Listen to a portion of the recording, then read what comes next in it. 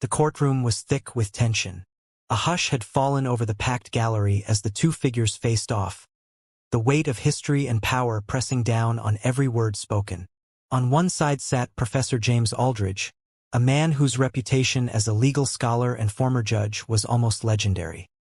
His silver hair was neatly combed, and his wire-rimmed glasses reflected the rows of leather-bound law books behind him. Calm, authoritative, and unyielding, Aldridge had spent decades shaping the law, often from behind the bench and sometimes in the halls of power.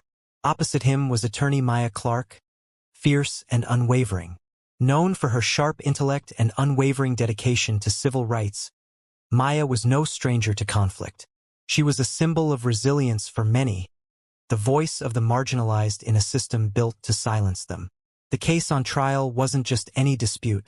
It was a pivotal battle over voting rights in the city.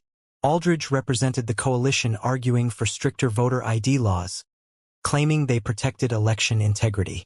Maya was fighting to overturn the laws, arguing they suppressed minority votes and violated constitutional rights. As the trial dragged on for weeks, tempers flared. Maya's cross-examination was relentless, exposing inconsistencies in the opposition's evidence and raising uncomfortable questions about who truly benefited from the new restrictions. But today, the courtroom reached a boiling point. Aldridge leaned forward from the witness stand, his voice measured but sharp. "Ms. Clark, I must insist you cease your line of questioning.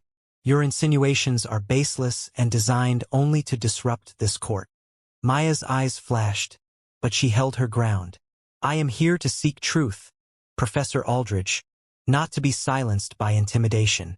The judge banged his gavel, calling for order. "Ms. Clark, respect the court." But Aldridge's voice cut through again, louder this time. "I said, shut your mouth." The words hung in the air, heavy and shocking. A gasp rippled through the room. Maya's jaw tightened. She stared directly at Aldridge, the fire in her eyes unmistakable. "This isn't over," she said quietly, regaining her composure. "And you're going to regret that." Outside the courtroom, the media frenzy exploded. The phrase, "shut your mouth," became a viral symbol of the broader struggle, an epitaph for the way the system tried to silence dissent, especially from those who dared to challenge entrenched power. But Maya wasn't just fighting Aldridge. She was fighting centuries of marginalization. She knew the phrase could have crushed her resolve. Instead, it steeled her. In her office late that night, Maya stared at the city skyline through the rain-streaked window.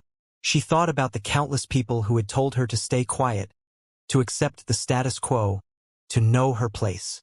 And she thought about her younger brother, who had just turned 18 and was eager to vote for the first time. She picked up her phone and dialed a community organizer. "We need every volunteer on the ground," she said. "This fight is bigger than this courtroom. It's about our future." Weeks passed. The trial ended with no clear victory, but the public outcry grew louder. Community groups rallied. Social media campaigns spread awareness. Local politicians began to take notice. One morning, Maya received an unexpected phone call. It was from Aldridge himself. "I wanted to apologize for my words," he said, his tone uncharacteristically humble. "I spoke out of frustration. You're right. This fight is bigger than me." Maya blinked in surprise. "Thank you. That means a lot. But this isn't about us. It's about the people." He sighed. "Maybe there's more I need to learn." Months later, a new bill was introduced to ease voter ID restrictions, balancing election security with accessibility. It was a compromise, far from perfect, but a step forward. At a press conference celebrating the bill's passage, Maya spoke to reporters. "This was never about winning or losing in court.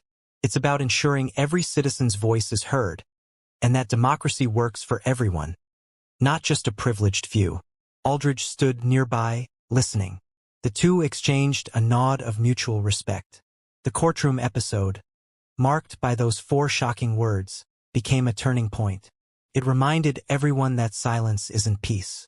Sometimes, the loudest voice is the one that refuses to be silenced.